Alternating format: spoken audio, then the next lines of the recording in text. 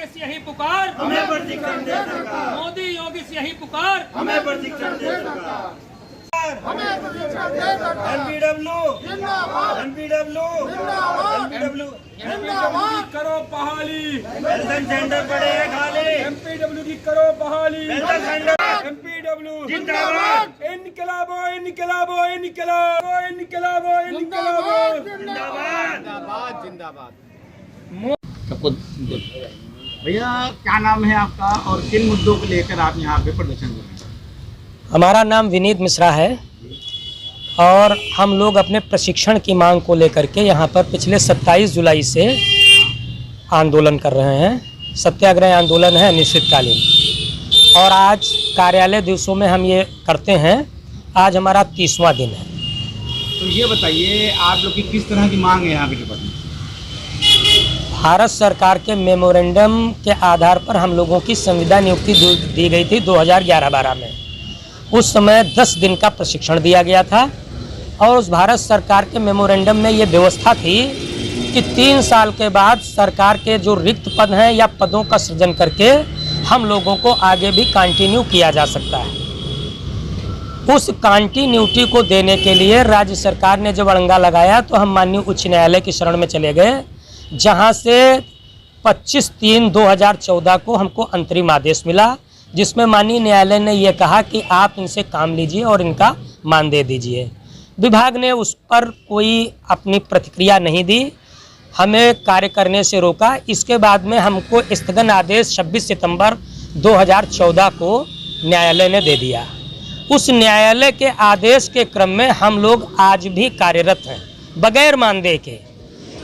विभाग की जो महानिदेशक परिवार कल्याण है, उन्होंने ये रिपोर्ट दिया है कि ये लोग 2018 तक विभाग में कार्यरत थे, इनका मानदेय नहीं दिया जा रहा है।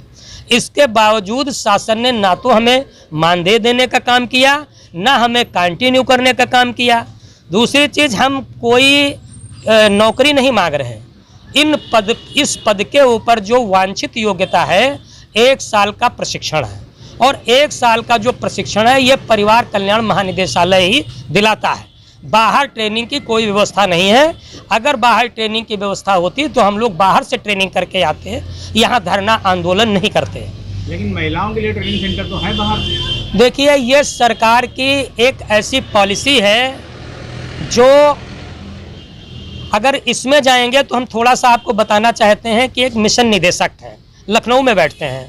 मिशन के यहाँ पर क्या है, वो संविदा की भर्ती करते हैं, ये परिवार कल्याण रेगुलर भर्ती करता है। स्वास्थ्य कार्यकर्ता महिला, जिसकी आप बात एएनएम की बात कर रहे हैं, स्वास्थ्य कार्यकर्ता महिला के 1 वर्ष का प्रशिक्षण होता है। उसके बाद स्वास्थ्य कार्यकर्ता महिला का यहाँ नियमित पद है, भर्ती होती है। वर्ष 232 सेंटर इन्होंने दिए हैं, 7000 महिलाएं आ रही हैं। उनको वहाँ पर खपाया जाता है, उनको संविदा नियुक्ति दी जाती है और भ्रष्टाचार किया जाता है। इसलिए उनको प्राइवेट ट्रेनिंग सेंटर दिए गए हैं। जहाँ तक पुरुषों का सवाल है, इन्होंने बाहर ट्रेनिंग सेंटर नहीं बनाए, लेकिन महिलाओं के ऊपर बढ़ रहे बोझ को कम करने के लिए और संक्रामक रोगों के नियंत्रण के लिए हमको रखा था। जब इनको ये हुआ कि 3 साल तक काम लेने के बाद प्रशिक्षण देना है, तो प्रशिक्षण से ये मुकरे, उसके बाद हम न्यायालय चले गए। ये प्रक्रिया है अभी तक। और इन्होंने अभी हमारे खिलाफ विशेष अपील किया था।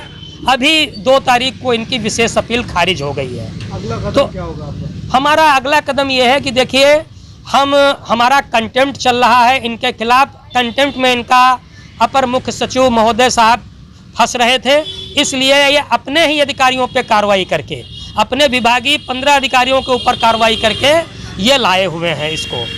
और जब विशेष अपील कोर्ट के अंदर नहीं टिकी, खारिज हो गई है, तो अब हम रिट की पैरवी करेंगे और रिट के फैसले आने के बाद अगर उसके बाद में भी ये हमको प्रशिक्षण दिलाने का काम नहीं करते हैं तो करो और मरो की तर्ज पर हम लोग आंदोलन करेंगे।